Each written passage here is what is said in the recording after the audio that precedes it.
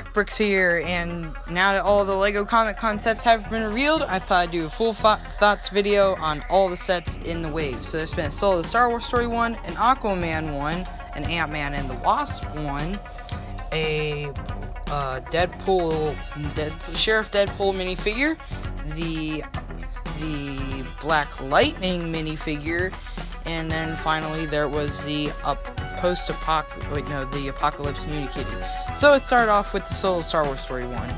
This one is a great alternative to the giant Millennium Falcon that came out that has been released for Solo Star Wars Story, because I feel like that really sucks.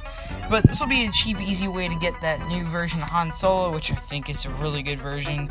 And basically, I really liked all the minifigures in that set. I mean, and besides like Chewbacca, which is included in the set.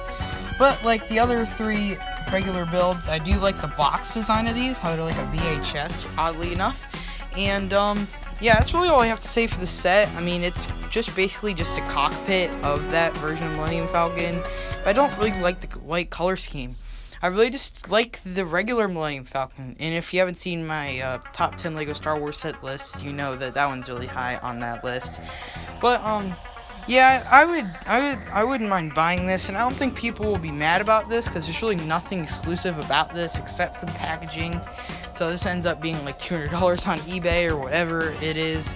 Then I don't think people will be that disappointed in this. But all in all, I do really like this set. Okay, next up is Sheriff Deadpool, and this is my least favorite of this Comic-Con wave. I do like the packaging of it though. It's kind of like just got this nice like red backdrop in the back, but I feel like that's basically what they've been using in the corner of all the LEGO Marvel superhero sets, starting with the Black Panther sets and Avengers Infinity War and Ant-Man the Wasp, you know, all that junk.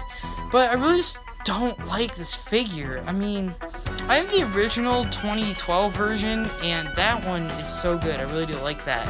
I mean, just look how dumb this looks. I mean, I think the face print is pretty good, but there's really just nothing that interesting about this minifigure. I mean, I don't see what's so cool about it. I don't get it. I just don't get it at all. It appears to have only like 5 pieces, and but like I said in my other video, it's way better than the Deadpool. It's a lot worse than the Deadpool duck, and you're better off just scorfing over $40 on eBay for it. But yeah, it's terrible. I just don't like this one at all. Okay, next up is the Ant-Man and the Wasp one. And yeah, this one is definitely one of the better ones of the bunch. I mean, if you haven't seen Ant-Man and the Wasp, go watch it. And it's basically just a bust of Ant-Man with the Wasp. Get it? Ant-Man and the Wasp. That really just makes sense, right? And again, it has like that VHS box. And again, I don't think people will get that annoyed by this, but don't worry, it still has that very inaccurate Wasp with that terrible Invincible Iron Man helmet / Detroit Steel helmet, so that's really dumb. I don't appreciate LEGO doing that. But I do like the Ant-Man though. That's kind of cool. But like I said, with the Solo Star Wars Story one, I don't think people get that mad about it because of that, how it doesn't have any exclusive parts besides the packaging.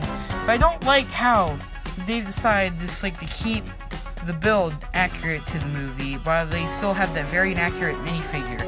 I mean, this is interesting, but like I said with my other one on my other channel, it's not as interesting as that Civil War one from 2016. That's kind of, I like that one. I like that one better. Next, moving on is the Aquaman one, which is definitely the weirdest of the bunch, but one of the best.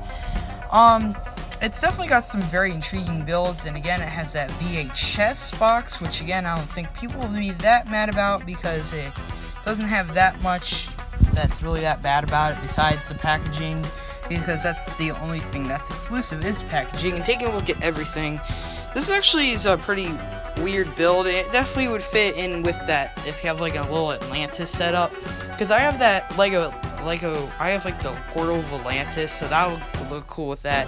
And also that seahorse is definitely what they're trying to capture with that original like Aquaman TV show, which I showed you a picture of in the last slide. And yeah, I really do like the detailing on the box. And again, I don't think people will be so mad about this one because first of all, it kind of looks dumb. But I mean, it's not dumb. It's just it's mediocre. And there's nothing even that interesting besides like the little, like, I don't even know what the heck it's called, like the manta or whatever.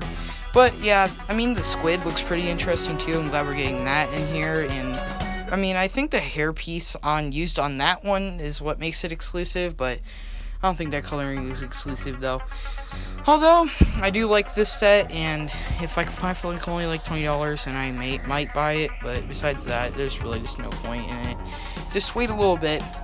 Okay, and also with the other DC thing for SDCC is the Black Lightning. This is definitely the best of the 3 minifigures that have been showed off that are exclusive. I really do like the design on here.